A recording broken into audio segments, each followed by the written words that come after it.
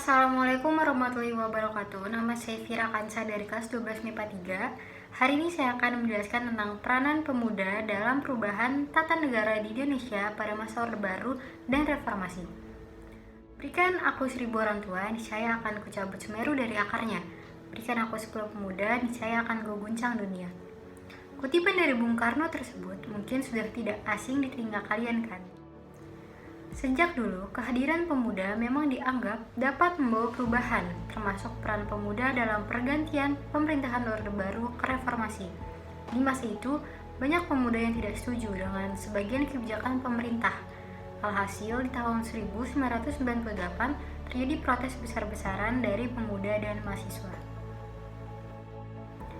Pemerintahan pada masa Orde Baru berlangsung hingga 32 tahun, tepatnya dari tahun 1966 hingga 1998. Ada berbagai kebijakan yang dilakukan oleh pemerintah pada masa Orde Baru. Meski ada sebagian yang baik untuk kelangsungan bangsa Indonesia, ada juga kebijakan yang dianggap tidak memihak pada rakyat. Nah, yang berikutnya ada faktor pemicu protes pada pemerintahan masa Orde Baru. Protes pada masa Orde Baru dilatar belakangi oleh krisis ekonomi pada 1977 dan keputusan MPR untuk kembali mengangkat Soekarno menjadi presiden pada Maret 1998, mendapat tentangan dari mahasiswa dan sebagian besar masyarakat. Ada beberapa faktor yang membuat masyarakat menentang diangkatnya kembali Soeharto sebagai presiden, diantaranya adalah krisis politik, krisis ekonomi, krisis kepercayaan, dan krisis hukum.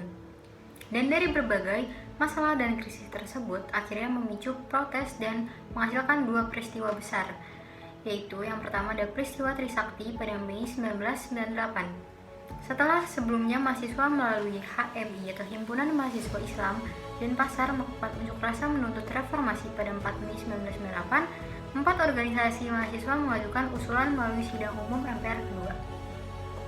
Berbagai usaha terus dilakukan untuk membawa reformasi di Indonesia, mulai dari diskusi antar guru besar hingga unjuk rasa. Sampai akhirnya pada 12 Mei 1998 terjadi demonstrasi besar-besaran di depan Universitas Trisakti Jakarta. Peristiwa ini memakan 6 korban jiwa dari kalangan mahasiswa akibat tembakan aparat keamanan. Di antaranya itu adalah Elang Mulia Lesmana, Heri Hertanto, Hendriawan Lesmana, dan Hafidin Royan. Peristiwa ini kemudian dikenal dengan nama tragedi Trisakti.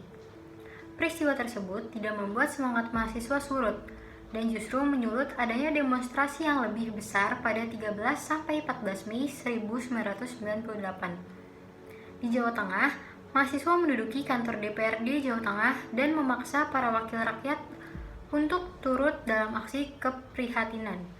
Selain di Jawa Tengah, kerusuhan juga terjadi di wilayah Indonesia lainnya, termasuk Jakarta. Aksi tersebut diperparah dengan penjarahan di berbagai belahan Jakarta.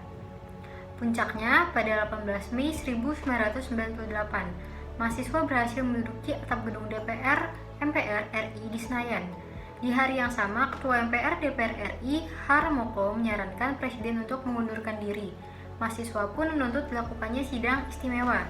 Meski begitu, Presiden Soeharto masih belum mau mundur dari jabatannya. Berbagai usaha tersebut akhirnya membuahkan hasil. Pada 19 Mei 1998, beberapa menteri Kabinet Soeharto memutuskan untuk mundur dari jabatannya. Kondisi yang semakin tidak terkendali akhirnya memaksa Soeharto untuk meletakkan jabatannya di depan Mahkamah Agung pada tanggal 21 Mei 1998 pukul 10 pagi. Pada saat yang sama, Soeharto kemudian menunjuk wakilnya, yaitu B.J. Habibie, untuk menggantikan posisinya. Nah, selanjutnya, ada peristiwa yang kedua, yaitu peristiwa Semanggi 1 dan 2 pada November 1998. Meski kepemimpinan Orde Baru saat itu sudah berganti, bukan berarti permasalahan selesai. Pada November 1998, pemerintahan transisi Indonesia mengadakan sidang istimewa untuk membahas agenda pemerintahan serta pemilu.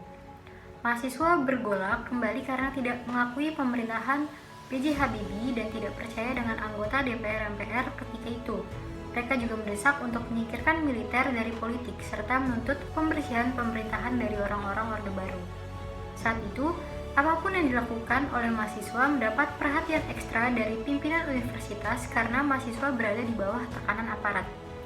tragedi Semanggi menunjuk kepada dua kejadian protes masyarakat terhadap pelaksanaan dan agenda sidang istimewa yang mengakibatkan tewasnya warga sipil.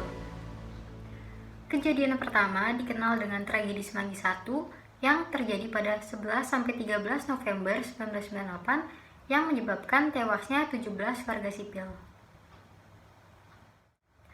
Kejadian kedua dikenal dengan tragedi Semanggi II, terjadi pada 24 September 1999 yang menyebabkan tewasnya seorang mahasiswa dan 11 orang lainnya di seluruh Jakarta serta menyebabkan 217 korban luka-luka. Sejarah Indonesia membuktikan bahwa perjuangan pemuda tak bisa dibendung.